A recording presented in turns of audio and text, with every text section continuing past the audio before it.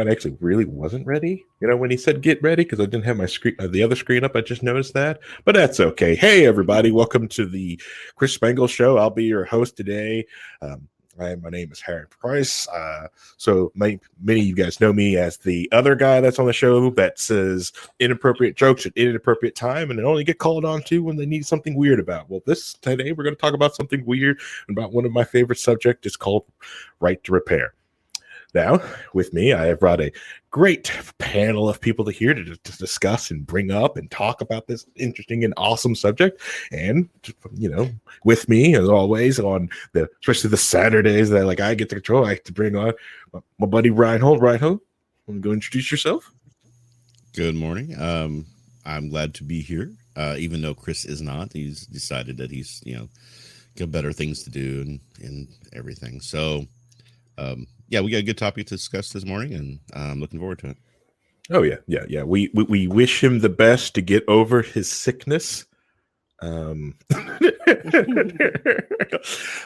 going to make it through. We give him all the, he's getting the top tier medical care that Wall can afford. So a get well card and rest in peace. We bought you one package of pudding. And you jumped the line and also with us here, coming back from the third string off the bench, we got Vincent Cooper. Say hi. Hello.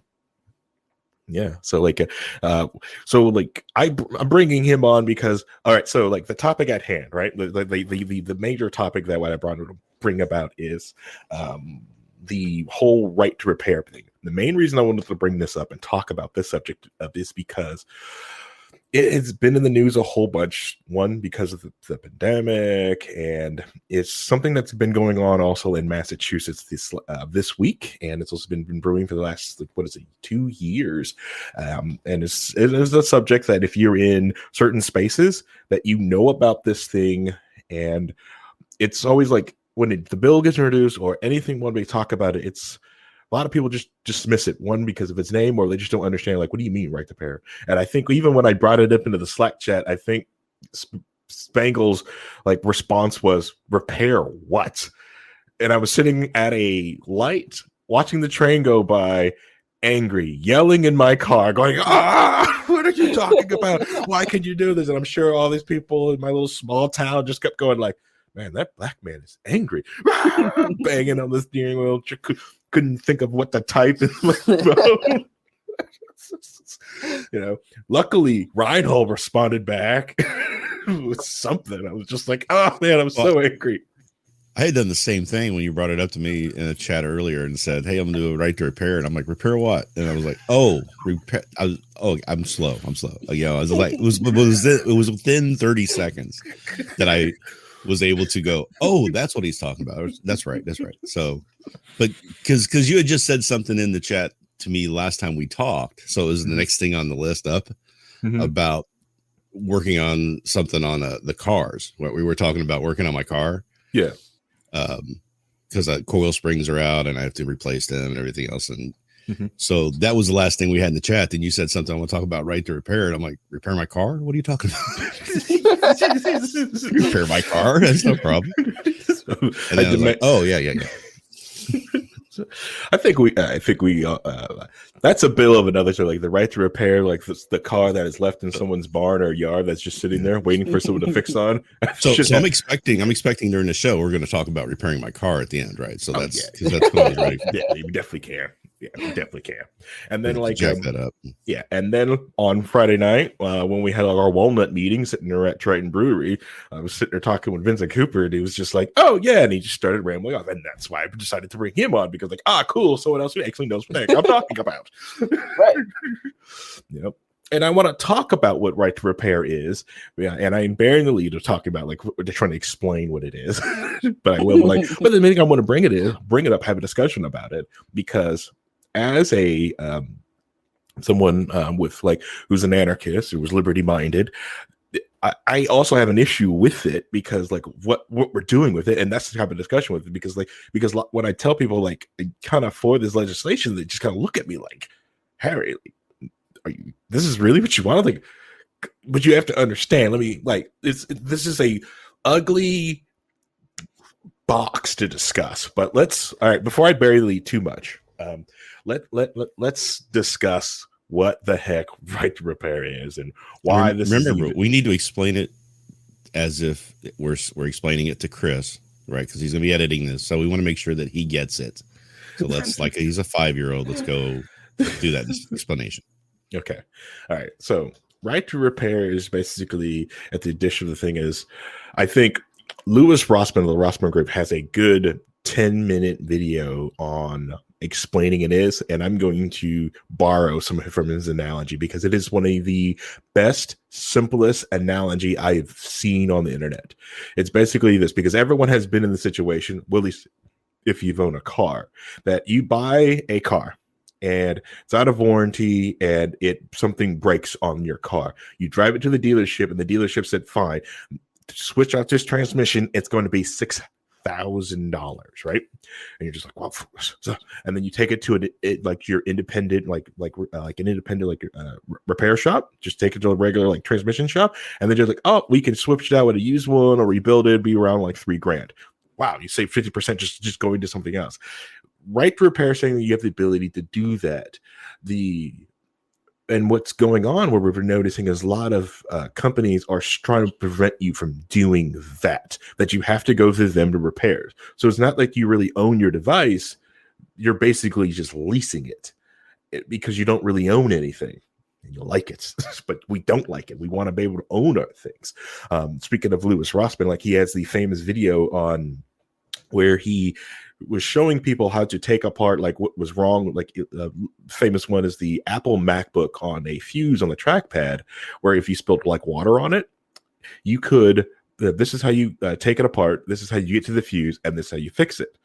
Well, Apple lawyers sent him a cease and desist. No, they take this down. This is intellectual property. This is our thing. Take it down. But all he did was open up his MacBook, open a MacBook.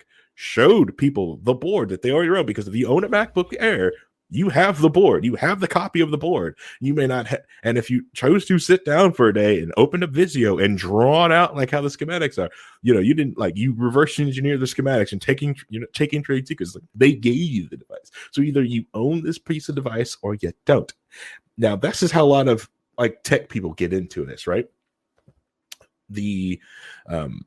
I gotta put it a lot of people also like to see this whole right to repair thing, which I think the first time I really heard the rumblings of this, I don't know if anyone remembers back in the John Deere lawsuits. What is it, close to 6, 7, 8 years ago, when people were buying some of the newer John Deere tractors, and John Deere was locking them out to be able to repair.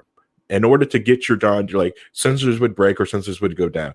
It's a $3 sensor to replace and put it out, but you needed the John Deere software to open it up to tell it yes, you have a new sensor reset. Now, most people in their cars don't understand this. When they go to reset they change their oil. They change their own oil in the driveway, and the sensor still pops up hey, you need to change your oil. I just did that. You have to have the special code reader, or sometimes have to hit the special code to tell it to. Yes, the oil has been flushed. The differential has been flushed. If not the code, the warning keeps popping up, or just stops the car from running. And that's what a lot of farmers were running into, is that the simple fact that they were stuck. They were paused, in the field. It's harvest time. They got a small window of time, where this tractor has to be on the field to harvest this grain because the moisture is correct. We have to get the seeds. We have to start combining, and I can't go because this is down. I have to take it to the John Deere dealership. Well, when is that? Well, it'll be 7 days because everyone else is sitting there. It's well, cool. I'll just call an independent guy. You can't. You're just stuck. You're stuck. There's $1 million worth of grain there, and you're stuck with your $3 million combine, and it can't move. Yeah, sorry, I just got a little ranty there. But the question is it really their $3 million combine? Because what are you signing when you purchase these products? Let's say you buy, I'm going to go buy an Apple product, and you sign a terms of service. When you buy that, you sign a contract. And in that contract, they're open and honest, saying, you don't own this. You can't do this. You can't do this. And you agree to this. Now, nobody reads those. because that's the way human nature is. And that's the reason why my concern about all of this is much deeper than just whether or not you own your property or not. Because the reality is, in this country, nobody owns anything anyway. The government can come take it whenever they want to. Therefore, it's really they own it. But if we want to go down that path of we think that private ownership of property is important, right? Mm-hmm. We also need to make, I think it's also a determining factor inside of libertarianism that we make agreements with people. We have contracts with people, and that's how we interact with them, right? Full and open disclosures. We agree to this terms. We go on with our lives. So they're doing their part of saying, this is the way we want this to operate. When you're buying it from us, you're not really fully buying it from us. Therefore, we have this still control left, and you're agreeing to this when you purchase it. Mm-hmm. Now, if nobody's going to read that and everybody's just going to expect that they can do whatever they want, how does that translate into other areas of our lives where we try to operate with each other in those kinds of agreement methods, right? So we agree to this, you agree to that. But if nobody's reading those terms of service and everybody's just assuming things going on, then we're going to have chaos. So how do we stop that chaos? How do we find a way to make things a certain way? And does that come, and how do we enforce that, as it were? So I'll that's just the thinking going on in my head as we move forward with the discussion. Mm-hmm. So I'll let you guys. You said it was going to be ugly, and you just like I'm going to make it uglier. All right, I'm just going to throw a whole bunch of wasabi sauce and some jalapeno and a little bit of pineapple. We're going to make this a pickle pizza right now. Disgusting. All right, Vincent, how did you come to like the learn about right to repair? How did you come to it? More of the big thing for me is I end up having to look into a lot of it when I was in college and I didn't have a lot of money for a cell phone, and I got a cell phone, it broke, and I tried to fix it, and it was not going very well. Because anybody who tried to get to fix it, they're like, "Oh, we can't do that." It's like, why not? It's like, "Oh, that phone in particular, we don't have anything to fix that." And it's like, but why? It's like, well, this phone was a specific type of phone that came out at this time, and you need a specific way to take the back off because it's super glued on there, and you have to heat gun it off, and you have to make sure you don't fry the circuits to get it off, and you just take it to the dealership, and it's like, but I got this from Best Buy, and they're like, whatever. So it's like, cool, now I just got to pay all this extra money to actually get this repaired instead of it being, hey, just take this off and fix this. Yeah, because like I think it was the era, like that's one of the, like, if you were into phones, like especially like Android phones and even Apple phones to a little bit, where like unlocking phones or like jailbreaking the phones was big. People putting custom ROMs and everything else onto it to get the phones to do certain things. Granted, like doing it on an Apple one, you do break your EULA when you do that, and when it came to all your Android phones, it's like, well, simple, like, well, it's a good phone. I bought it with, market company B and I wanted to unlock it so I could bring in a company C, and the companies were trying to prevent you from even doing that with the, you didn't need anything from them. You just needed the ability to do that. And that was a huge, massive court case that did eventually rule in the favor of the consumer. They're like, yes, it's your device. If you wanted to sit there, take the ROM on it and change it, you had full ability to do that. I see like what Rhinehold was talking about the EULA, because like, a lot of people do agree to it, but they don't always read it. It's the reason why in a lot of corporate worlds where they tell you like, hey, you just can't get software on your own. It's because legal and your IT department reads those EULAs to find out if they can actually use that software or they're using it correctly, and to make sure that if we invent something using said software, we don't owe the company that we used using your software that money because we use this thing to help invent you. We don't owe you anything. Which some people like, that doesn't happen. It's like, it does. There's a lot of times that people have developed things and realize like, cool, this thing works, let's sell it. Like, well, we really can't sell it. Why? Because this thing that we used to build this thing, or this piece of code that's in there, that's got a GNU license on it. So we've got to keep it open. Like, well, son of a crap, It's just, the other thing too I want to bring up is that we're looking at this from a consumer point of view, but understand the reason why some companies are doing this is because they're trying to build reputations. Like Apple's trying to build a reputation that their devices are great and their devices work solid, and they're, you know, and if you have an issue and you try to fix it yourself, you make it worse. And then you're going around telling everybody, "Oh, this Apple product is horrible. It sucks. You shouldn't buy it." So it's a way for them to try to manage the experience for the users who are using their products and services. And if it wasn't tied, there's so many things now that are tied into some of these devices where it's not just the device, it's the service that you get with it that's important. And so to manage that experience, and you see that with you're seeing that now a lot with the operating system people, you know, Microsoft and Apple, and they're trying to manage that experience. So they're trying, so like Microsoft saying you have to update your OS every so often so you don't get hit with viruses every other week, and then complain to us that you're getting viruses, even though we've given you the fix to do it. You're not taking care of it and doing it yourself. So that's the thinking behind a lot of the business moves to do this. And there's also, I'm sure, various companies are doing it for more nefarious reasons to control and jack up the price on repair of the device, right? That's the other aspect. On top of that, there's something we'll definitely get into is with the fact that a lot of those companies do that. There's this sense of planned obsolescence where they purposely make a device that's going to break or isn't going to be able to be used in the future without you being able to go to them and repair and pay extra to repair it. Even Apple has even admitted that they slowed down their older phones because they want you to buy a new phone. They're trying to go into the guys like, well, since it's an older phone, we're trying to save your batteries from exploding. You know, so we're going to bring it down to 80 to 60% of its original charge. You know, right? And if I can just buy a new battery and replace it, then why would they need to slow down my phone at that?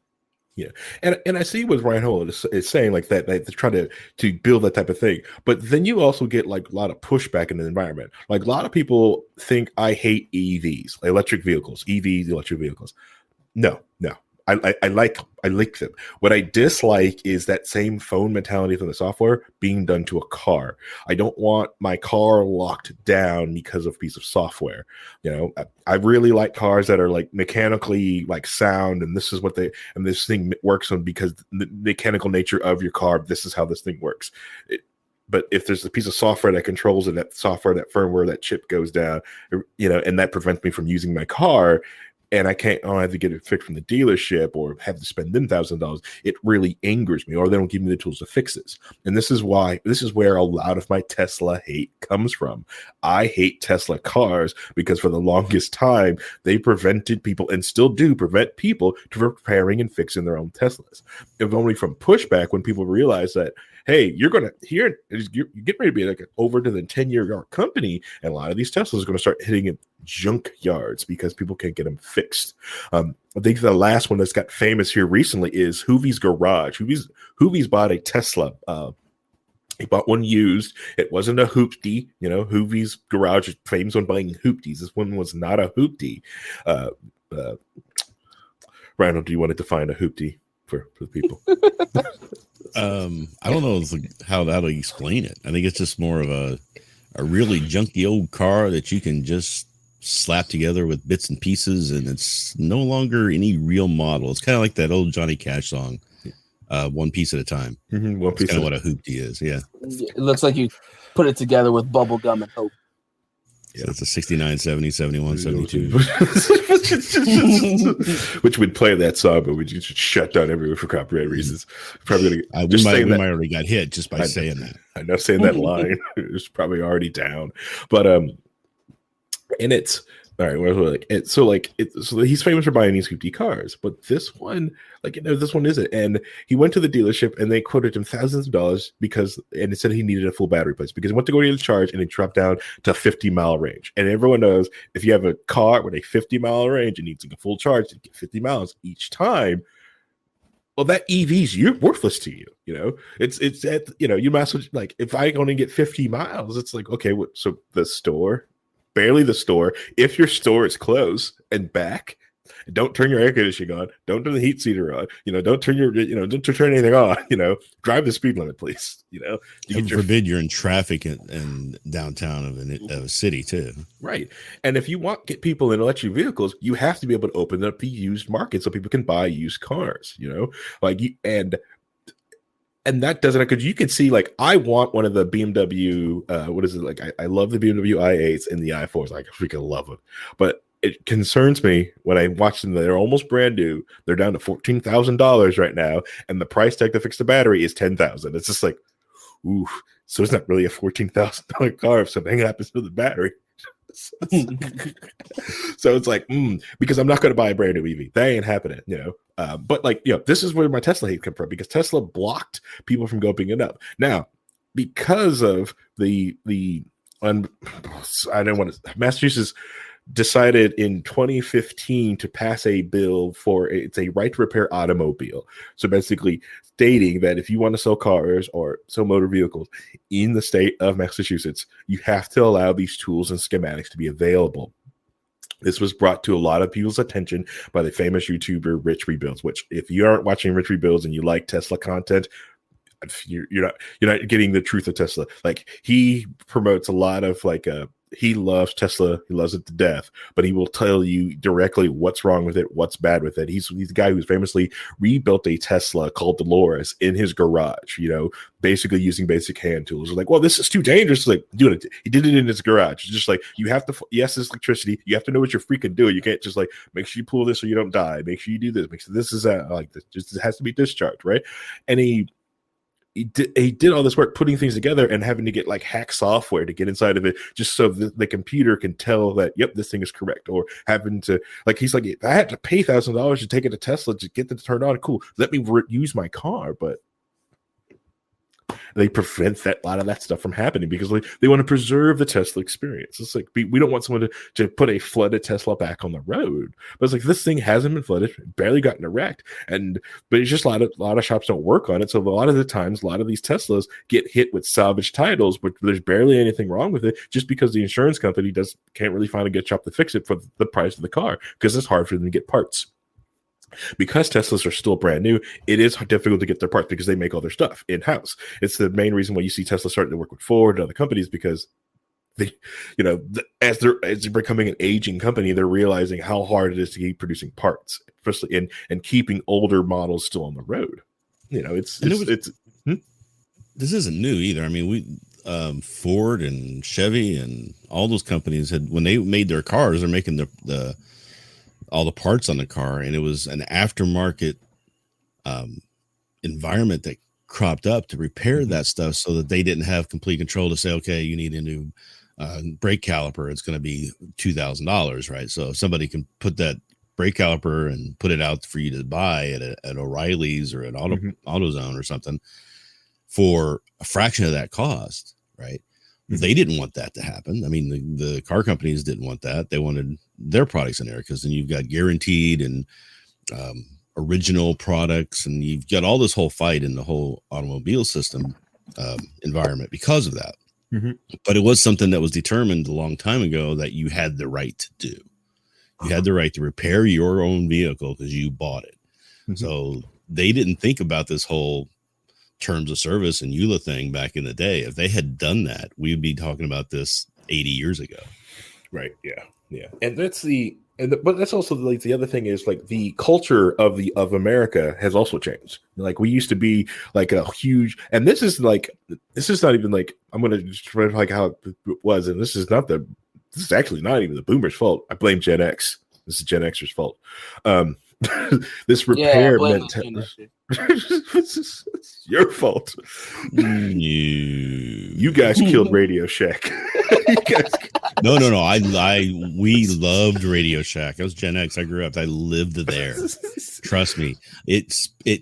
I didn't kill Radio Shack. Radio Shack killed Radio Shack. And they stopped selling the radio parts where you could just go in and buy your own stuff and the transistors and all that stuff. That was them. Man, I used to miss going to Radio Shack. Anyway, sorry, I'm not going to reminisce about going into Radio Shack. Not sponsored, because the dead company, basically. Barely dead. I will take their money, but they're dead. Anyway.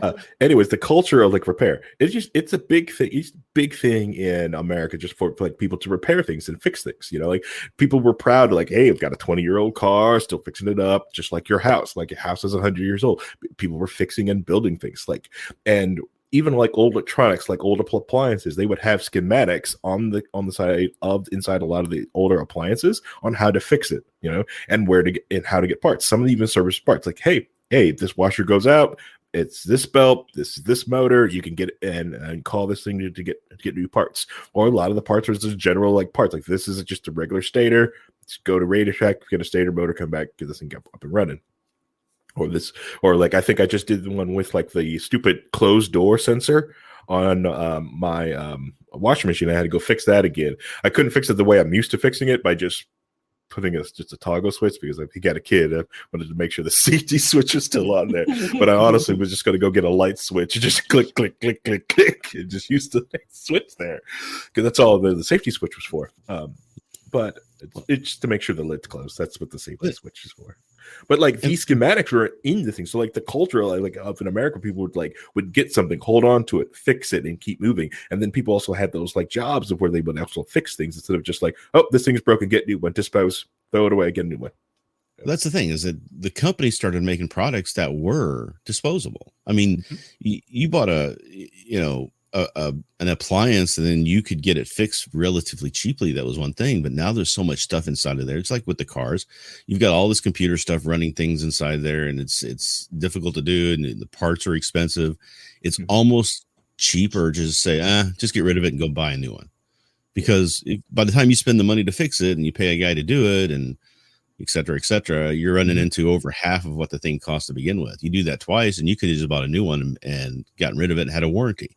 Now you don't, with this, you don't have a warranty. So it used to be the mindset that we would fix it ourselves. And then repairmen were, a thing where they would specialize and fix certain things. And then it became that there was just too many things anymore to worry about. And then the product started getting made in a way that's almost designed to fail in a certain way. So when things start failing on a product, it's not the idea I can fix that product and the thing will last another 10 years. It's like, oh, that's gone. This other stuff's probably about to fall apart too, because of the way it's designed. Therefore, this thing's about to end of life, even though it may only be 5-6 years you've had that product. Right. Go ahead. That goes into like the planned obsolescence stuff of when you create a product that is not meant to last, that you're making it in a way that's going to degrade over time. That way you don't get a chance to repair it, because it's meant to fall apart at some point. So you have to buy a new one because, well, if we purposely make it disposable and you have to get a new one later anyway, then we don't have to try as hard to make it more sturdy or durable or usable for a long period of time. And if society was wanting products to be more sturdy and last longer, it would happen. It's happened with cars. Cars used to last. You get to 100,000 miles on a car and you just go junk it because it's not going to work. Now they're doing warranties, drivetrain warranties for over 100,000 miles on these vehicles. They're lasting 500,000-600,000 miles. That was because consumers demanded it, right? Yeah. They started buying the cars that were given a better deal. Like our drivetrain is a 40,000 mile warranty when everybody else was doing 20. Well, everybody started buying that car because they wanted that car to last longer, because they wanted that product to be non-planned obsolescence. We just need to do that for everything else. When you've got the way the market works now, like with phones, you just get a new phone every 2 years. Yeah. And you're not you're not in the mindset of I'm buying this phone. You're paying a monthly fee to pay for the phone. And then at the end of 2 years, you get a new one, but you're still paying that fee. You're renting that phone. You're not buying it if that's the mindset you're going into with it. It honestly comes more down to a cultural mindset at this point, is that because a lot of our culture now is all disposable, there's a lot of things that in general, so like a lot of the media is very disposable media, that it's just quick, get your fill and get out. Nothing that's really, a lot of the things aren't really meant to have lasting impact a lot of the times as of right now, especially with like Instagram and all the stuff that's like, and like Twitter and like fast viewing things, that our culture became a more disposable culture because we want instant gratification but want to move on. It could be some of that. I think a lot of people also are afraid of repairs. I think a lot of times when I'm trying to help people out to go get a newer car for themselves, well, they're afraid of some cars. They're like, well, that car's over 100,000 miles, or I want to buy a brand new or newer car. This way, I don't have to worry about repairs. So like, you have to worry about repairs anyways. And the most expensive things to break on a car is just the engine and transmission, right? Everything else, like it's very inexpensive if you fix it when it starts going bad and don't wait till the last minute. Most of my cars are over 100,000 miles, and 3 of them are over 150,000 miles. You know, only got one under 150,000, and that's the rotary. You know, sorry, I don't drive it as much. At 8 miles to the gallon, especially in the Biden election, you know, you know. But like I got a Subaru with over 200,000 miles on it, right? And I almost got a second one, almost to 200,000. You know, it's gonna be awesome, you know. And it's this like, and there's like little parts that break on it, but like if you know what the reason why I stick with Subaru is because like the designs of them, the exterior always changes, but the interior is the things that actually makes the Subarus go. They just stay the same. They're like, it's just basic. Underneath it, I can sit there with basic hand tools and fix it. Just same way with Toyota's. Toyota's cars, I feel like Toyota wants to see a 20-year hybrid on the road. I really feel Toyota, when they built the Prius, has designed it to be there in 20 years. Now, granted, like not northern one, maybe a southern one, because the northern one's going to get rusted. It's just going to happen. They're going to be rust buckets. But like there's probably a Toyota Prius that's going to be on the road that's going to roll around on its 20th anniversary and just like sit there and drive around. And the reason why how Toyota did it because it had a bulletproof motor inside of it, and the ability that the hybrid battery in it is designed to be replaced, easy to get to, easy to be replaced, and easy to be replaced with aftermarket. That if you don't want to get a battery from Toyota, Toyota does not care that you went somewhere else to get that battery for that hybrid motor. They don't care. They don't care, and they designed it such. The other like Tesla's like I get it. I understand why putting the battery underneath the car. It makes freaking sense because how heavy the batteries are, but it makes it very difficult to get to. It's very expensive. But shops are popping up or making it in designing tools so they get to the batteries easier. Okay.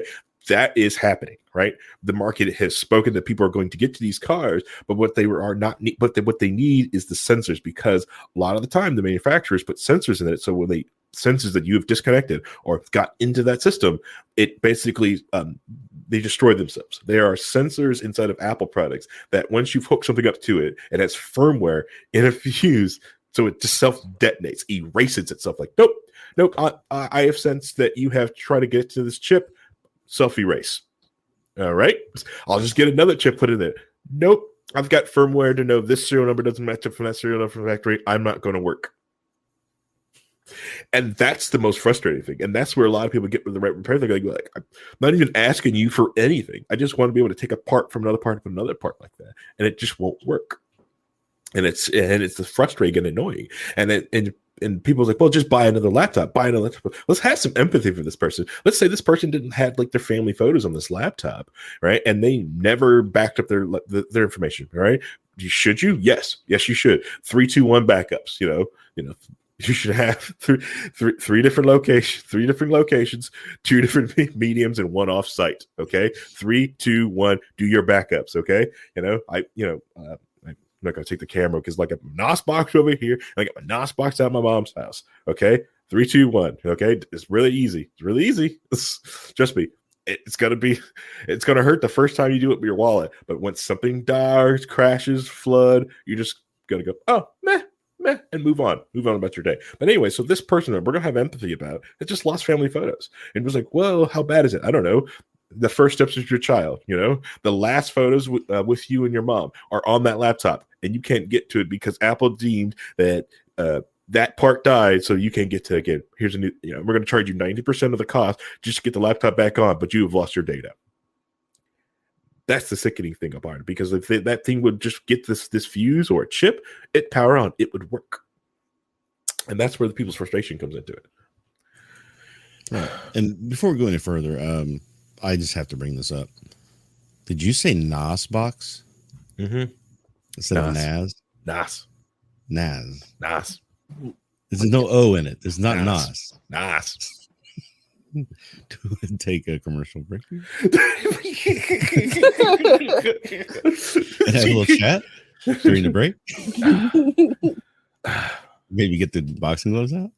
Yeah, fine. Let me take a break. Let's take a break real quick. All right. Let's pick this fight back up. Anyway, so NAS box. All right, let's define what NAS is. NAS, or network attached storage. Okay. What's wrong with that, Rhinehold? Got my NAS. Nah, my we're work moving sign. on. My sign. My sign box. You want to work? You want to play on my sign? So we should talk about why it's been right to repair has been brought up so much in present time. Okay. All right. That's fine. All right. Do you want to? All right. Do you want me to, or do you want to? Oh, you can do it. Yeah, I'll let you. Okay. So because of the pandemic and everything that's happening with the pandemic, the right to repair came up a lot recently because the because the hospitals are having issues with their medical equipment not being able to repair them because they don't have the parts to repair them. So like the ventilators, especially with all the COVID, like they didn't have the things they needed to repair these ventilators to keep them back up and running to keep people alive. And the right to repair has come back into big focus because they couldn't fix them fast enough to keep people alive. Yep. Because they had to get like certain parts from the manufacturer, and even got the part, even the firmware inside of that ventilator had to be put into the know that it's got the correct part and it has the approved part for it. And the reason why they were saying like they can't do this because there's like, well, these are trade secrets in some of this firmware, this schematics. And it's the idea of the pseudo idea, like we're protecting like trade secrets. Like your trade secrets are sitting in front of me. If I had a team of people, I could like easily scour the schematic thing, know exactly how this thing works. And your trade secrets are out there. If you're worried about a rival company knowing how your ventilator works, they simply just to buy one and bring it inside, and they will know exactly how your thing works. So like it's. A lot of companies do try to like prevent that, but the bill was trying to do, which was what was like HR 7596. It was talking about how they were going to just null and void because of COVID. It was just introduced, wasn't done anything, but the idea that they were just going to basically, well, great, now good, thanks. But like it was just going to null and void the their basically the rights to like their entire board. It was no rights, but like the intellectual property. Like, nope, we're going to null and void that because people are dying. Now this bill was introduced and it scared the pants out of them. So like the lobbyists they're going to pay millions of dollars to make sure like these right to repair bills don't go in place because. Because I admit it, like as someone liberty minded, like it's like you're going to use the ring of power to force these companies to do these things. It's like, okay, I hate that. I hate that aspect of it. But what I really hate is companies who also use the ring of power to prevent people from doing such things. Like I'm going to make it so like I'm going to make sure the copyright laws are lobbied to a way that you cannot share this information that you put forward, which is freaking bullcrap, and bully and use lawfare to bully people, and so they don't think they have the ability to launch schematics or things that they found. There's a lot of people who have Chilton manuals and manuals on how to rebuild cars. A lot of those did not come from the manufacturer. That is a company buying those cars, completely tearing them down and telling you how to build it back up. Okay. And there's nothing they can do about it because like, I took the car, I took it apart. I used the schematics and what I've learned from taking a brand new car apart and putting it back together and launching a book on it. Yeah, everyone knows those Haynes manuals. I like cars, so I'm going to talk about cars, but get over it. But the Haynes manuals for the cars, But yes, yeah. So like you have people like in these medical fields, like that like has the capability, the skills to put these medical equipment back together, but if you don't have the firmware to get to it or be able to reverse engineer it to get everything to work on it, because that's just basically what right to repair is coming to is like I have the ability to. If I own the device, I have the ability to do what I want and what I want with this thing. If I wanted to hack it, I can hack it. If I wanted to do something to it, I should have the ability to do something with that piece. Now, Rhinehold does bring in that sticky thing, but like especially with Apple products, you sign the EULA on the device, like when you purchase this thing, and that's where like Macs get very sticky because their certificate of authenticity of their operating system is the hardware itself.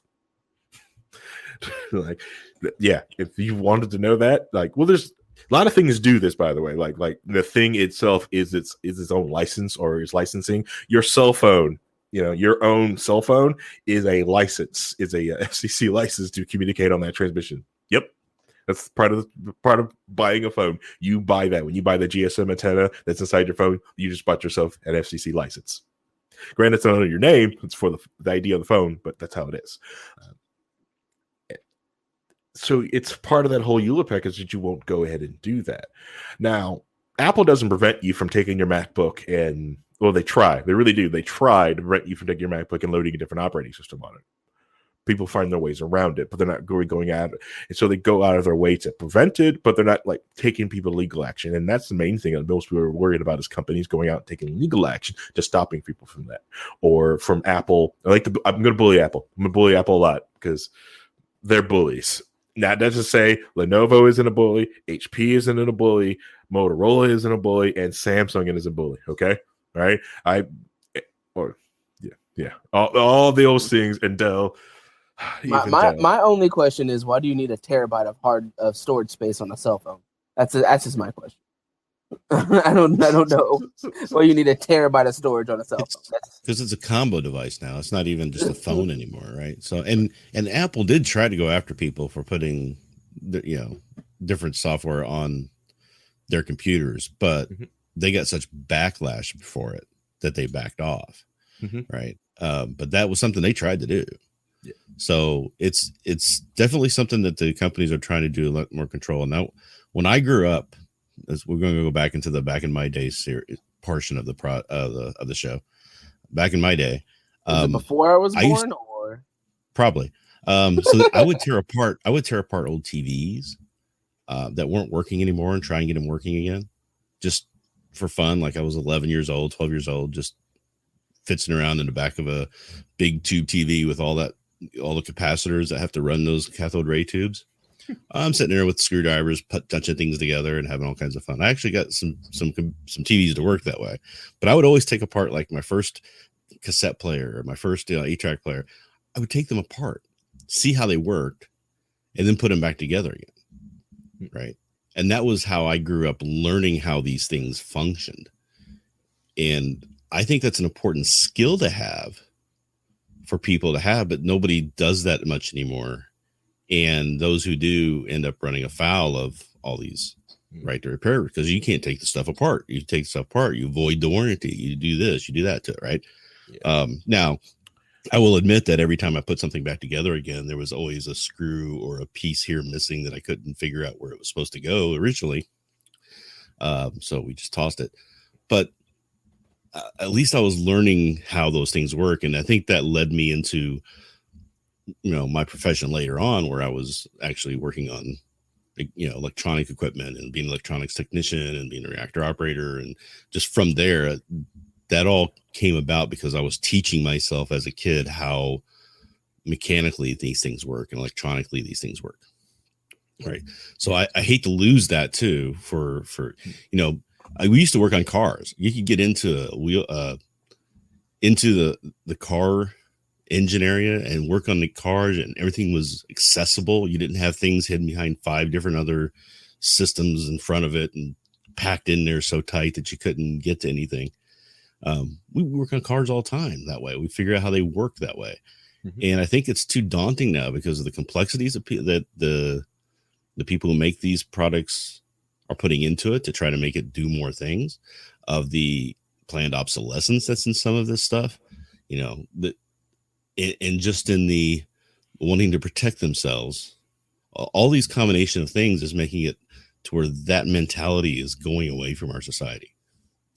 That's my fear. Now, I sound like an old man, get off my lawn, but that's what I see, so that's kind of the thing I'm worried about, is if we don't do something soon about these, fighting back against this concept that you don't really own your products and you can do this stuff on it. I think we're going to lose out on a lot of that going forward. Right. Yeah. I see what you're saying because I was one of the guys who also grew up, like in the late 80s, early 90s. Be able to take things apart and put it together. Granted, I didn't do TVs because, when I was growing up, TVs were like, I don't know, like it was hard to take. There was many fixable parts in the TVs of my era, but like when it came to computers, electronics, tape recorders, you could take these apart. They had screws and stuff into it. I could take this thing apart and figure it out. Like I could take this. I could figure out how to build it and put a desktop together and put it together. Even laptops, they had daughter cards that could go together with cables. Is something you could take on. But like what we're going into is these day and age is like laptop manufacturers like the pentalope screwdriver of Apple, like where they designed a different screw so you couldn't take your Mac apart, or we're going to glue this thing together on the guise of trying to make this thing waterproof. Like what makes it waterproof now? We're sealing the battery. The battery is a part that's going to wear down. So you're sealing it behind glue and self-destructive screws. So if anyone try to get in there to take this battery out and replace it, they really can't put it back together again. And then you're going to stow something with the firmware. So if once it detects a new different battery, it just shuts itself off. And you're right. We're losing these good paying jobs of repair technicians because people buy expensive products and wants them to repair to get things or get them to get one more season out of it, get something to fixed out of it, or just get something like getting data off it. And there is a whole crop of, people who are mechanically inclined that they're not getting, they won't be able to get that pull to go into that type of field, and they'll end up getting a different job. There's probably some kids, that's 16, 18 right now that always wants to work on computers that would be an amazing computer technician, but their house is full of Apple computers that they can't touch, they can't really get into, and then what? That kid goes and starts working on, just takes a basic retail job, just issuing in and out like Apple machines. Like, here you go, here's your Apple machine and Apple machine. And used to think that if you just became like a certified like repair person for Apple or for Lenovo, they'll allow you to like get these parts, but not even that. If you even become a certified, in order to stay a certified like reseller of a certified like a repair person of a lot of these companies, you're forced to sell $20,000 worth of equipment to them. Usually, I've just said a number. Could be any number, whatever your contract says. So you're supposed to sell this number about. So if you're supposed to sell this for some number, how are you going to where's your incentive to like repair? So you're not, you need, so you don't hire the 18-year-old kid that can figure out how to repair things. You hire the kid who can sell things. So it's just. And then like, and that's like, and so they're just hawking laptops, and most people who goes to buy a laptop, they're in the market to buy a laptop. So especially a single laptop, so they're not having it like the sales skill isn't that like high, so they could easily find one and pay in peanuts. They're not be able to get a living wage that way. Right. And there's another issue that comes along with all of this, that the more and more these companies have control over the products and can stop you from doing certain things to these products, and chips are now available to start recording things. We now have phone devices, we have automobiles, we have lots of different equipment that can have chips in it and do have chips in it to track you that you aren't allowed to turn off. Right? Mm-hmm. That's a big problem, because now you don't have privacy. You don't, like, if you're driving a car, and the police are chasing you, they can shut your car down. Yep. If the chip's in there and it's the right age and everything else, they could do that. Mm-hmm. OnStar can do that now for a lot of different OnStar vehicles, but that stuff's going to be in every vehicle. I was actually talking to a lawyer yesterday on a specific problem that I have, and on his wall, I was looking at some details for another case of some sort, and it had listed on there, here are the GPS stops that this car made at a certain time. So this is all coming up in all of this to be used in courts for forcing things and spying on you and having all that information. Everybody's worried about getting a tracker put into them for a vaccine. They don't need to do that. We have everything. They have everything they could possibly want, and you're not allowed to turn it off. You're not allowed to mask it. You're not allowed to fight it. All right. So that's another issue I think needs to be brought up in this, is that we're losing a lot of our rights, our private property rights. We're losing our privacy rights. Everything, all this stuff is happening because we want ease of use and keeping things out of our heads that we don't have to worry about. We just take it back to the store, they fix it. Right. Yeah. The ease of use, it just connects. It just works. It's auto magically. Well, that auto magic comes with a cost, and a lot of people are getting ready to like experience this too, which here in a few years, like because of the whole, everyone's talking about Wi-Fi 6 version 6 and AX was like, oh yeah, it's going to be really cool. But that IoT turd device that you bought that's sitting over there, that's on like old AC or some old Ed network, it's going to slow all your networks down anyways. Good luck. You won't even notice your speed. Why? Because you got some old turd IoT device on there, that some crappy IoT turd that the startup went to poop last year, and now you can't get updates. Now it's just a big security vulnerability on your network. Congrats. But it's running Linux, and technically it should be able to update, but you can't get inside of it because they don't want you inside of it to fix it or do anything with it because it's just a pocket full of sensors. Sorry, that's the jaded. IoT stands for Internet of Things, or as they're properly called, Internet of Targets. Okay, because that's all there are, just big targets on the network. Yeah, you get your refrigerators now. Your stoves have stuff in it, the Wi-Fi connection, and you can have your refrigerator detect that you're out of certain product and just dial Amazon and have it delivered, through the market system. I mean, that's all convenience and it's cool, but it's not. There's issues that are involved in that, in order for that to happen. So those are the things. The problem I have, though, is I think we ought to talk about is how do we fix it? How do we get to a point, or do we, to get that right back? And I don't know if you guys have any thoughts on that, on how we kind of resolve this issue. That we've detailed, I think, what the issue is fairly well, but what's the solution? Well, personally, I hate the idea of like this whole like legislation thing, but it's more of like, I like the idea of the right repair bills being written on a way that it gives us our freedom to repair back. I think calling it right to repair does put off a lot of people who are like right leaning or in the liberty space. Was like, you don't technically have a right to repair. It's a company's product. It was like, okay, I get it. It's more of like a privilege to repair, or like you have the ability, you are allowed to repair this thing. But that sounds awful on a t-shirt. Okay. I really can't put that on a sign. It just doesn't get that jingoistic thing to be able to chant anywhere. Okay. So we get that. We understand that, it's not going to be up there with the 10 Commandments and the Bill of Rights. And thou should have the right to repair their 68 El Camino that's parked in their car in the driveway. Sorry, 78. It's. But should we not, though? I mean, should we be able to say, if you're conferring ownership of a product or a piece of property from one person to another, you can't send attachments or retainers along with that. If you're giving ownership over, you have to completely give ownership over. Do we want to have that mindset in our rights as human beings? And we have a right to property. If we have a right to property, we should have a right to full ownership of the property, right? Yeah.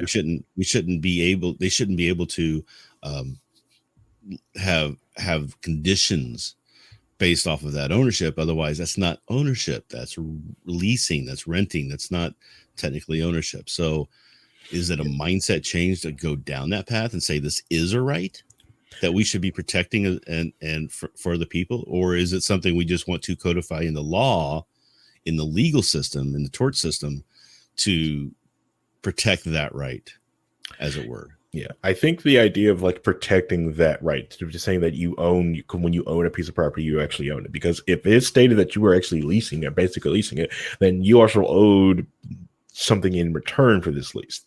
Like if I'm leasing it to you, then you have to give something else. And when does this lease expire? Because a contract without an expiration date is an invalid contract. It must have an end date. Can't be indefinite. Indefinite contracts get thrown out all the time. So that's why your NDAs has a set end date, or your non-competes have end dates. You're like, well, nope, you're leaving this company, you can't poach for the next infinity. Nope, doesn't work. They don't work like that. Those get thrown out. But if you say you can't poach, you can go talk, can't pull any from your former company for 1 year, 2 years, depending on what year it is. Those are valid contracts, and I think something like that is like, it needs to be able to be protected, because you're right. Yeah, if I actually it's like if I sold my house and then I make sure they sign the EULA, like, yes, you get the house, but the house stays blue. What? Yep. Sorry, right there in EULA, house stays blue. Or more appropriate, I'm selling you the house. The house is yours, but I have the right to have this camera in the bedroom, monitoring your activity. Mm-hmm. This house is yours. That's kind of what we're doing, isn't it? I mean, Yep. And if anything breaks, you must use my repair company. Mm-hmm. But it's my house. Yeah. It's your house. But anything breaks in here, like that galvanized piping that's 70 years old, it's going to start busting here shortly. We have to use my company, my plumbing company, to fix it. Yeah, it's your house, but technically my name is still on the front of it. It's your house, though. My name's on it, though. But it's yours. And if anything goes wrong in there, you have to pay me to make it better, because my name's on it. It's really important that I'm the one who deals with it. Oh, so God. yeah. Like, that garage door that you could easily fix with buying a new pulley. No, you have to come to me, and I have to go buy a specific garage door pulley to fix that. Yeah. I want to keep people to have the experience. Because my name's on. Because my name's on the house. And it's about the experience of people seeing my name on the house, being my houses are good houses. I think Rhinehold, I think you're right. It's the ability to stop that. The idea that, like, one thing is like when Apple also prevents a company to have exclusive rights to a chip. That where it gets murky, and I get that. You could signing exclusivity contracts with chip manufacturers, so you cannot sell a different chip to other people, so you can't get things fixed. I don't know how we deal with that, which is egregious. It's terrible. It's awful. But that's an exclusive contract. I hate it. And I don't think. But it's a contract, and I don't know really like that. That also gets into the murky area there. Right. This is a. Here's the thing, though. So a lot of people get into this whole area of space in the anarchist movement and in the libertarian movements, where contracts, right? We have contracts and covenants, and we can agree to certain things, but at some point you have to come to a realization that you can't sign away your rights. There's certain inalienable rights that you have that you cannot just sign away. If one of those rights is private property and property ownership, then you can't, you can't put conditions on the transfer of property, right?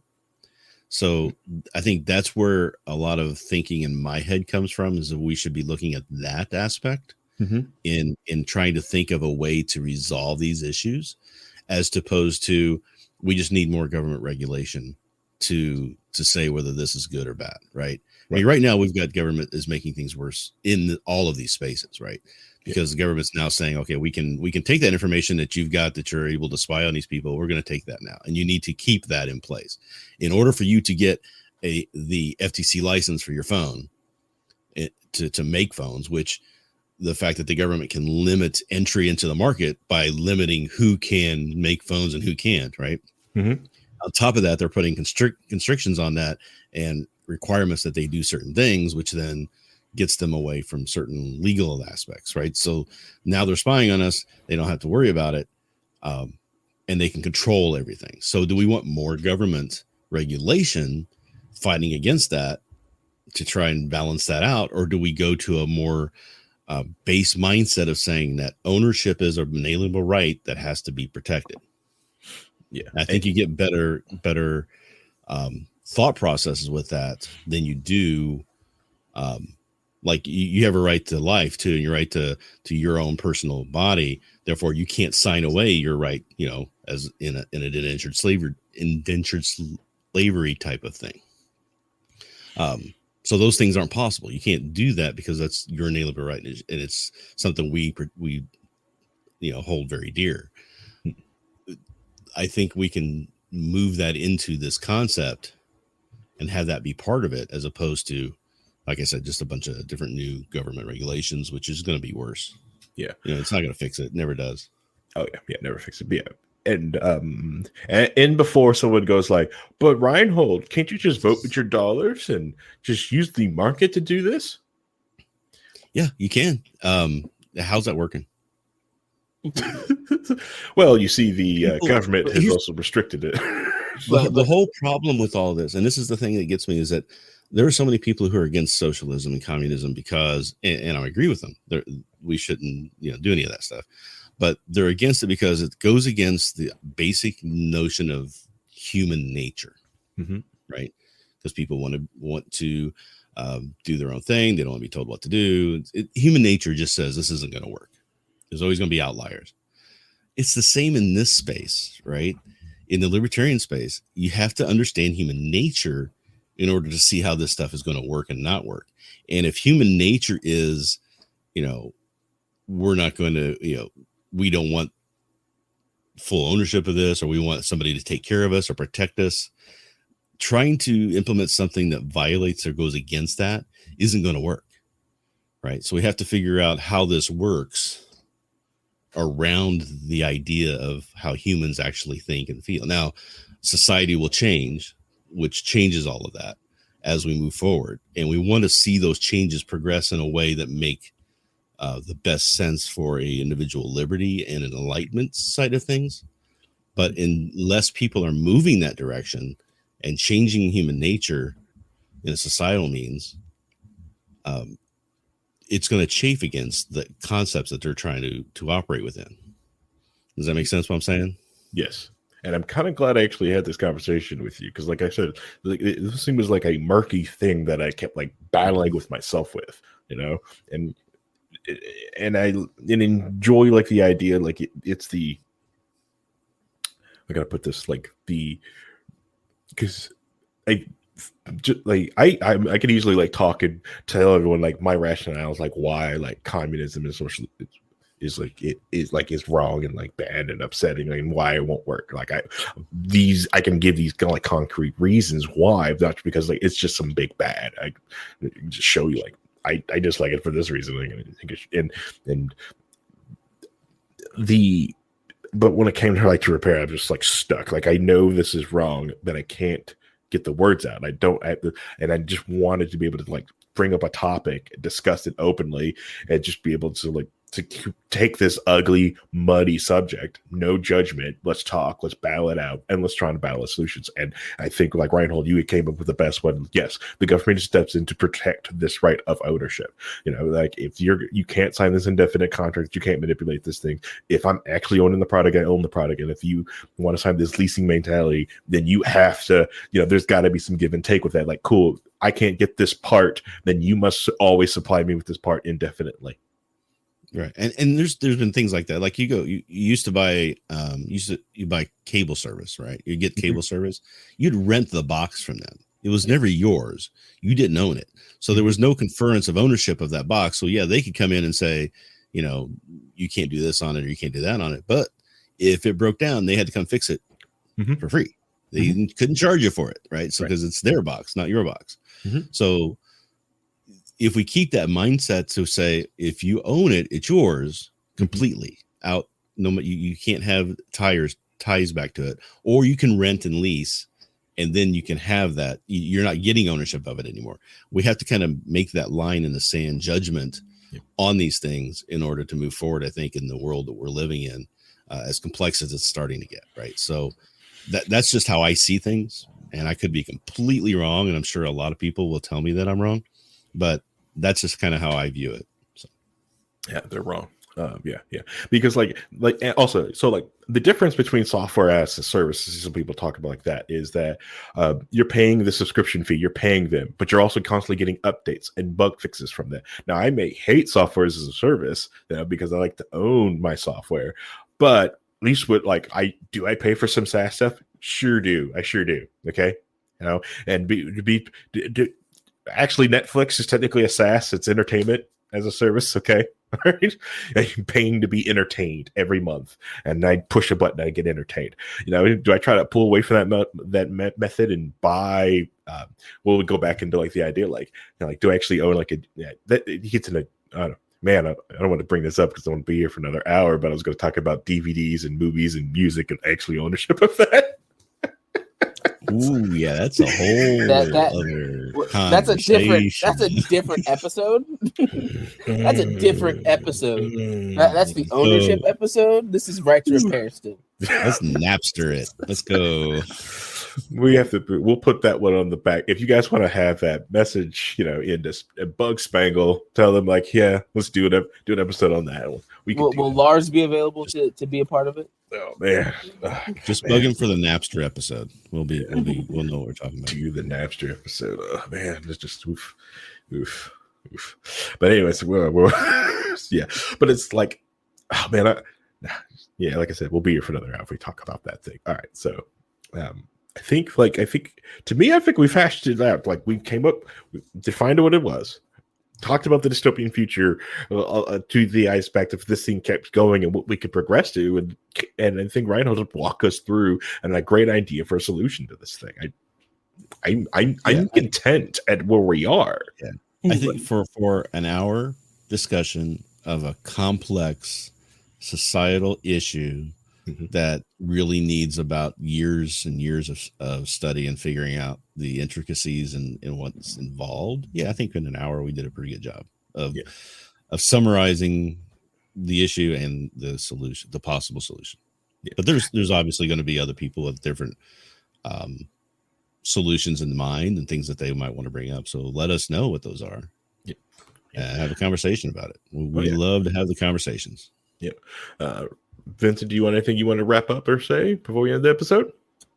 Mostly that hopefully that we can get past this disposable aspect of society as of right now, because it feels like a lot of the people that don't want to invest in that disposable society feel kind of out of sorts. Like even where I work, I know people at my job that are literally 5-10 years younger than me who don't know anything about how to fix simple computer issues. It's like, how do I fix how big my screen is? Like, just do this. And they're like, oh, I didn't know that. And it's like, you've had computers since you were 5 years old. Like, you were born after 9/11. How do you not know any of this? And it's one of those things of being somebody who knows how to troubleshoot and wants to troubleshoot and knows how to fix things, so that way I don't have to get something new every time. It becomes one of those things that when you see all these other people that would just rather throw it away and then get something new, it's frustrating. And the fact that a large portion of our society is now dedicated to that kind of approach, and how quickly people forget about a lot of things, and how things don't get talked about anymore because the next big thing showed up and we're going to talk about that instead. It's just kind of, it feels like it's all connected to just how our society is in general. But I feel like that's a completely different.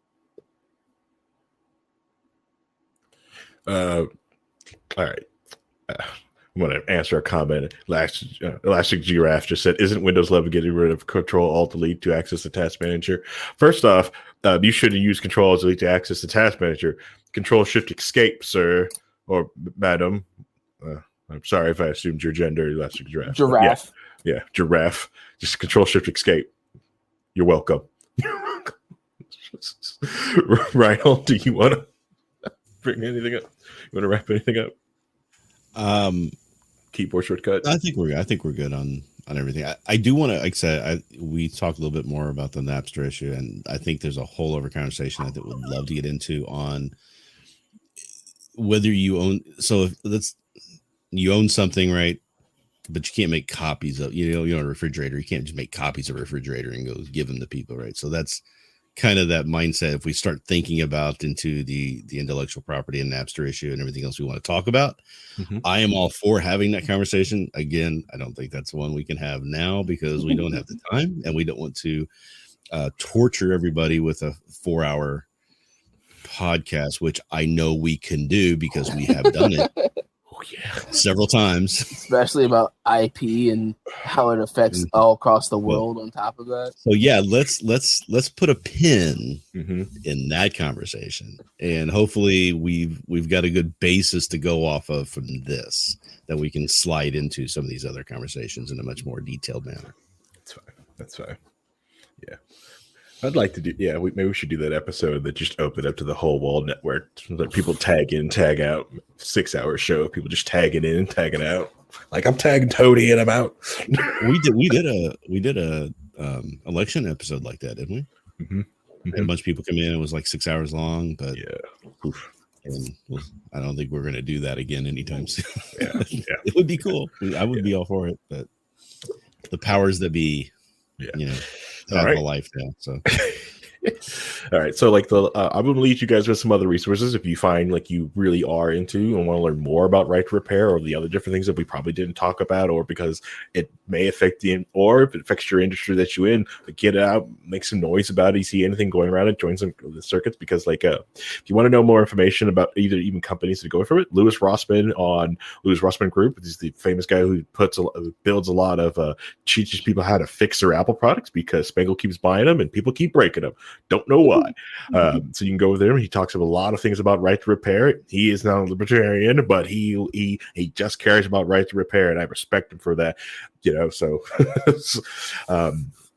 the also a couple of businesses that you may want to like partake in if you're looking, like iFixit.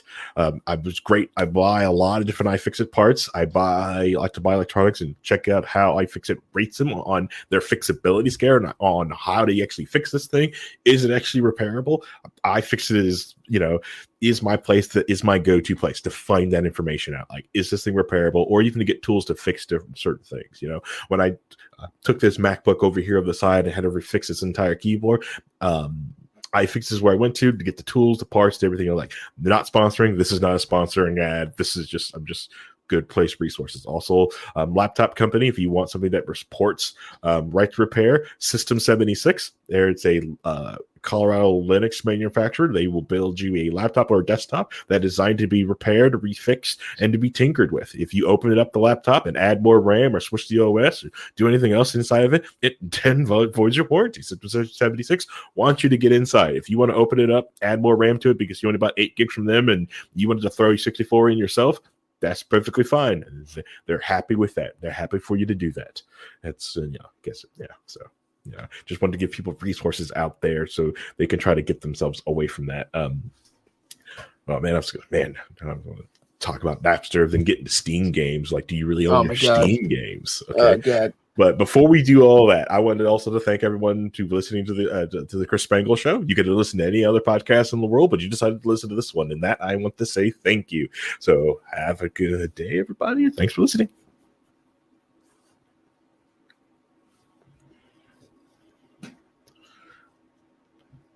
All right, that's the episode. I think producer Spangle has stepped away. He is either coughing, hasn't ended it. Do we just sit here, just keep recording? I don't hear Rhinehold's audio anymore. That's because I muted it.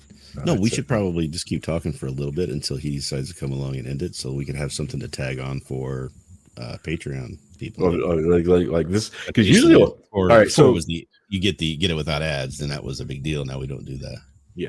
So so everybody, who's listening or still listening to the live show, like, yes, when we would end the show, we would go to the green room and they would keep going. Okay. Sometimes that happens. Sometimes we would like a half an hour later. Yeah, we keep going and just keep talking. Especially if we have a good guest and we want to keep talking with them. Yeah. Yeah. So yeah. Oh, today we just have Vincent, so it's not as big a deal. But... Yeah, I know. It's no big deal. I hate myself.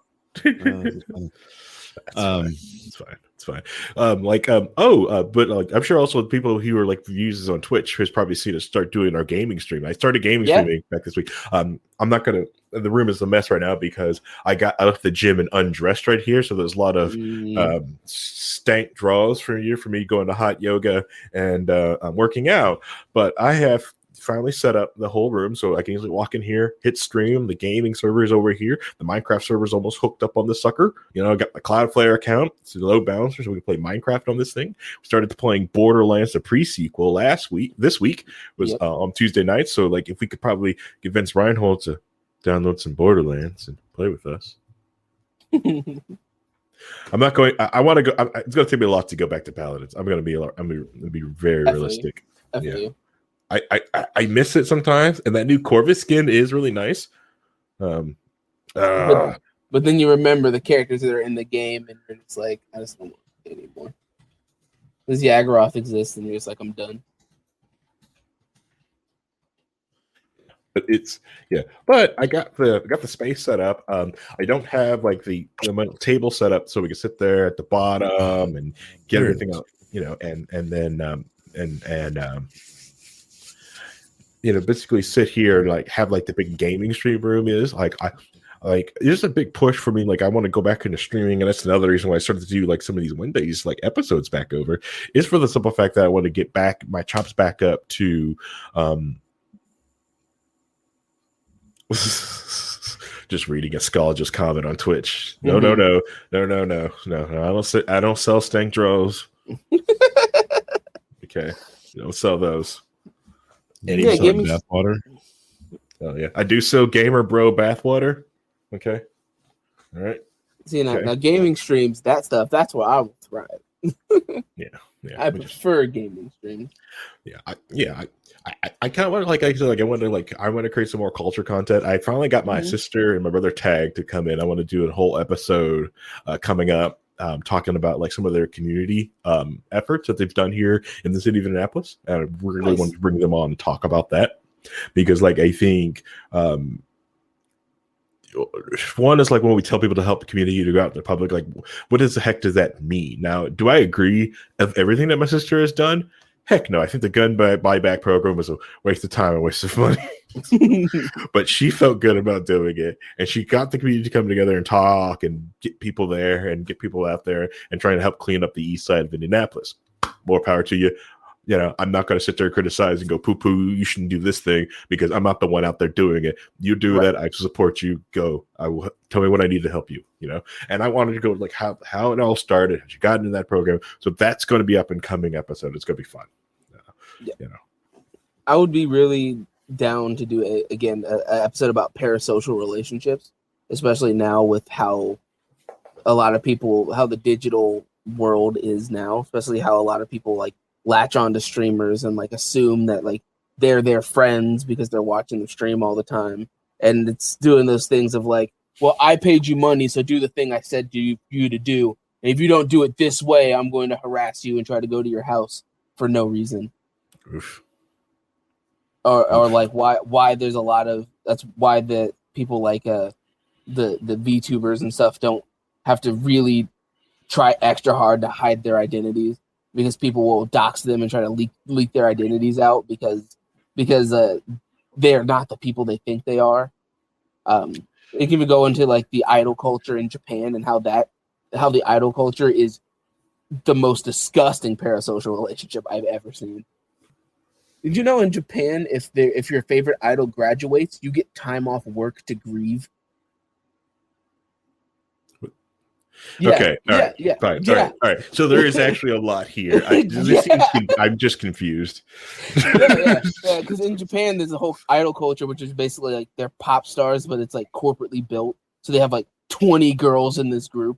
And once you get too old, they make you graduate, i.e. leave the group. Mm-hmm. And if your favorite idol graduates, you get bereavement leave from work. All right. So like it is K-pop. I mean, you gotta understand. J-pop. Oh, different. You're talking about J-pop instead of K-pop? Yeah. Okay. K-pop, it's basically the same thing, but their culture isn't as obsessed with the idols. So the Japanese group that I've been following, that I've been posting on the Discord, like you say, you might lose some of them. That stinks. Oh no, they're much more smaller. If it's a bigger corporation, like like Girls' Generation or something. Like when they get to like a certain age, they graduate. They graduate and they leave so they can bring a younger girl in to start building her up through the ranks. Okay. All right. And like it's a thing that happens a lot in the idol groups, and that actually happened.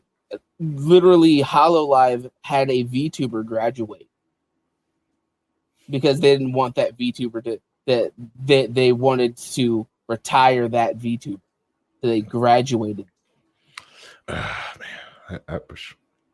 Man, now I wish I sink money buying a new rifle. Boy bands and not men bands, right? So there's a reason why they graduate them out. So. Yeah, boy, but like the idol culture is crazy, and then the K-pop, like the K-pop culture is a completely different monster of like men who are able to they were able to find the location of one of the K-pop singers by looking at a picture that she took and use the reflection of her eye to geographically locate where she was at, so he could find where she was.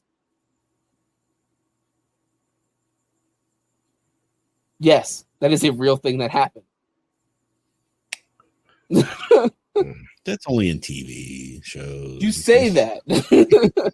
Jesus. That's not talking about when somebody tried to give a K-pop singer that was in the rival band a drink that had super glue in it to seal their mouth shut.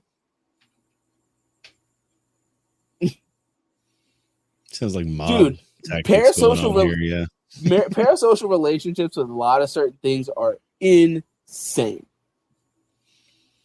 And you don't think there's a lot to talk about, but there's a lot to talk about.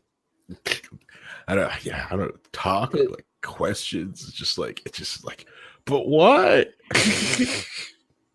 Yeah, like stand, like when in our culture we call them stands. They pick their bias of the one person they like, and if you go against the person they like, they're like, well, I hope you die in a fire.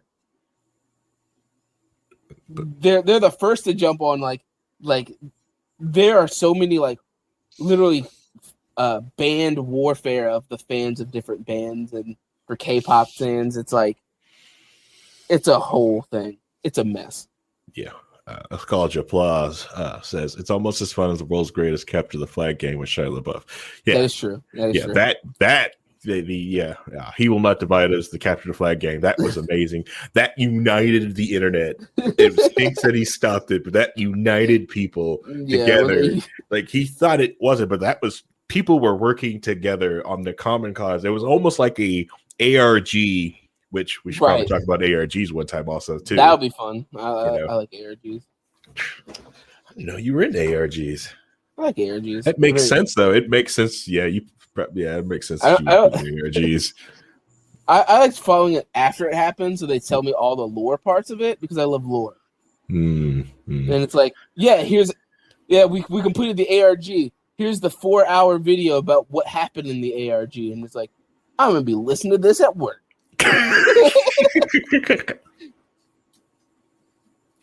Let's see.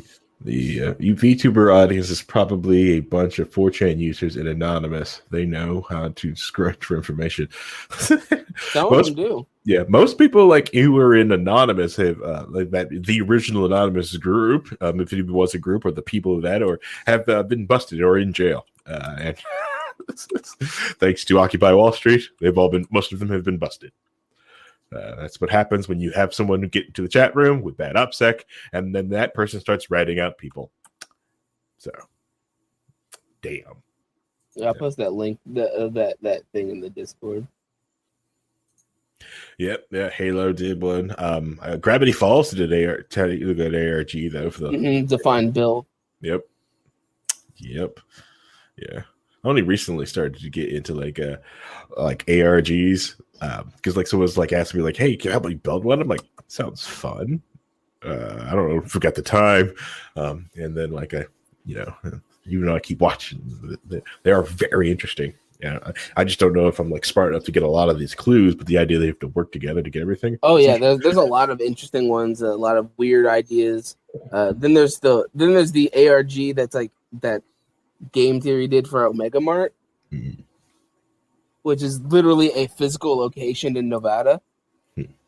That is such a massive ARG that they took the ARG aspect of it and then turned it into aspects that are inside the store. Like there's like a dimension to another world inside one of the refrigerators in the store. Mm-hmm. Yeah, it's insane. Oh my god. Oh my god. All right. Yeah, so may have to do an ARG episode. And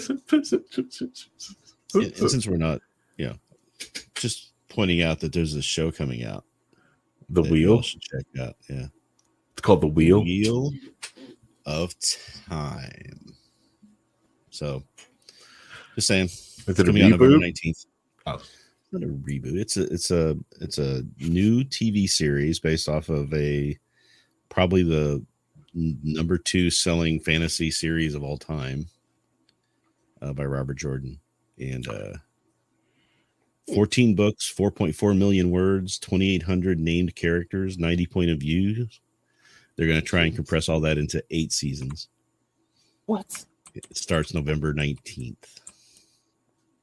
I've been reading those books since they first came out in 1990. Was the first issue of the first book. And I've been reading them since like mid-90s. Yeah. So it's older than me. I didn't get into the Wheel of Time. I'm not that. I didn't get into that. I'm sorry.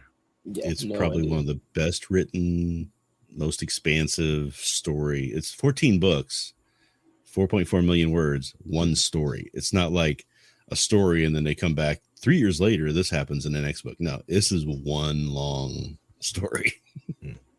It's 15 books, Rhinehold. There's a prequel that's not necessary for the story. It's basically a New Spring is a story that was written after the 5th book to kind of show the background of one of the characters. So it was like the fill in the plot before this happened. Yeah, the fill in the plot holes. Gotcha. Yeah. So it's not a necessary thing to watch to read, but the journey is incredible. So.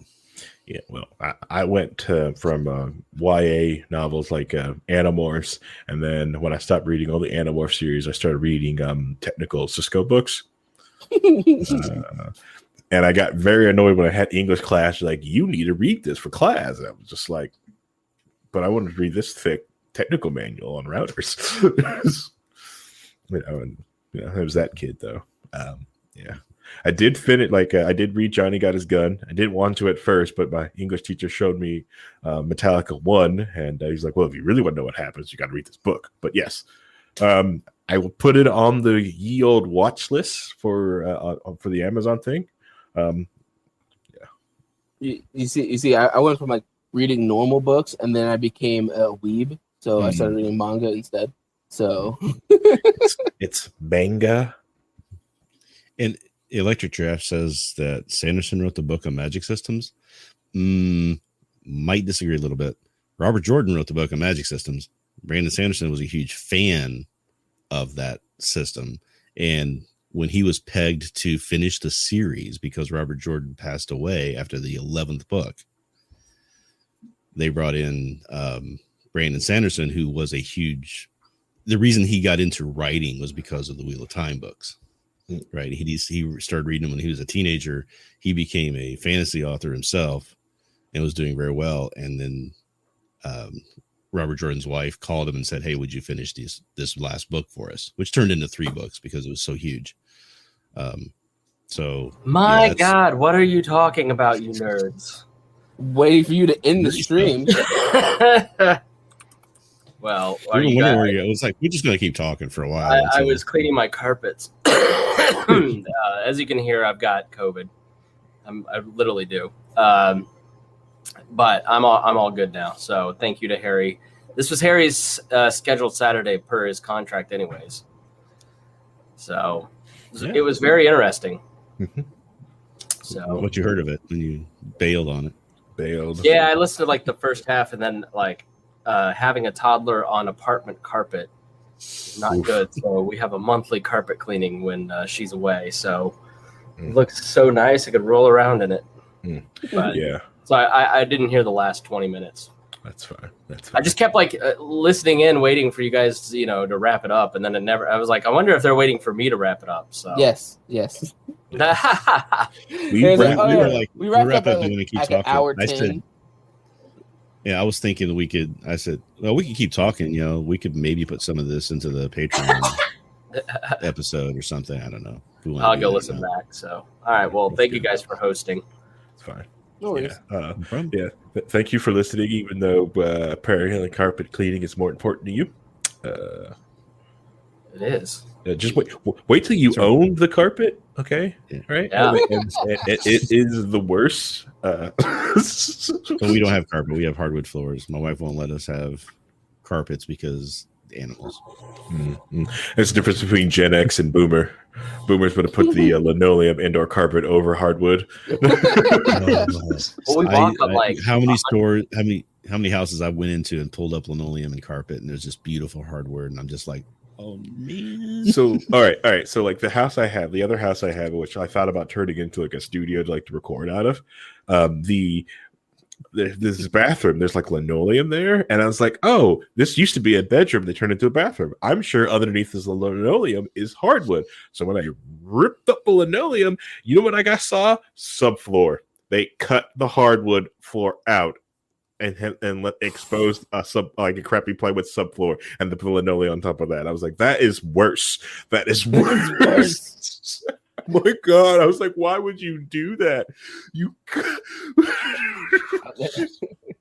Granted, it made it level, but why? They just left it. Well, it's a bathroom. Then leave the hardwood. Just leave it. Seal it. Nope. Cut it out. Which worse is they put, all right, so like the walls, right? So it's drywall, right? Because it's a freaking bedroom. They put that stupid knotty pine over the drywall. The whole room would have been wood on wood on wood on wood. Mm-hmm. But nope, linoleum. And it's like ugly peel. It's not peel and stick tiles. It's like the roll out stuff. It's awful. Just The new stuff now is you just roll it and let it set. You don't even glue it. Yeah, that's 3 times. Yeah, I got that new wood in my house though. The new wood. It's not all the way wood. It's more plasticky and stuff like that. So it's nigh indestructible. It's more sealed. A lot of people are like, oh, but it's not real wood. I'm like, I don't need it to be real wood. I'm just walking over it. I'm walking on top of it. I want something that I can easily clean and nigh indestructible. And you know what? I have that. It's so awful. Like I dropped a knife and I was like, oh my God, but it's plastic, just kind of like a cutting board, and that would have been hardwood. My knife would have went in that piece of wood and have been that scratch there for forever and eternity. What gives it its character, though? I mean, I did redo the hardwood floors in my places when I sold my last house, and it was just like, yeah, there's imperfections in the floor, but it's character, and it brings out some different darkness in the tone and the stain, and it's kind of cool as long as it's not like a big ugly blood splotch or something, I don't want try to cover up. I don't want character. I want nigh indestructibility. Okay. All right. I think I'm gonna get off here. Let's see. Gunther just got out of swim class, and they should be on the way home. So I'm gonna get 10 minutes back on my day without the girls at the house and just relax and take it all quiet. I've got a master brake cylinder I have to replace now, so that's my afternoon as soon as I'm done here. Ouch! I'm sorry. We said goodbye. Okay, well, thanks for listening, everybody. We did that. We did that. We did that. We literally did that an Thanks hour to ago. everyone for listening to the Chris Spangle Show. You weren't listening. We did that literally a half an hour ago, and we were waiting for you to stop it, and you didn't stop it. So he just kept talking. You guys should have just left it running. Just everybody leave the studio. Just leave the blue screen on the background. Leave it there. Blue screen. No, then the blue screen of death memes would have came out. All right, everybody. Thanks for listening. We'll see you again on Wednesday.